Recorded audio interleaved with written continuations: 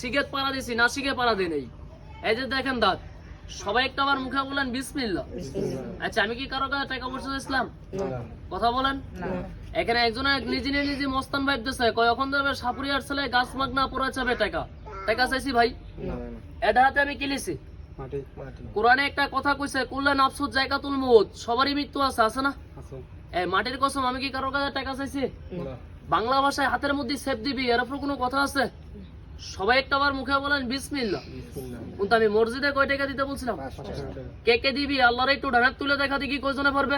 আল্লাহর ডানাত তুলে দেখা, অহংকারী করিস না। ওই জায়গা পারবেন না দিতে মসজিদে টাকা আপনারা? হাত তুলে দেখান কে কে পারবে ডল করে। সবাই পারবে? সবাই একটা বার মুখে বলেন বিসমিল্লাহ।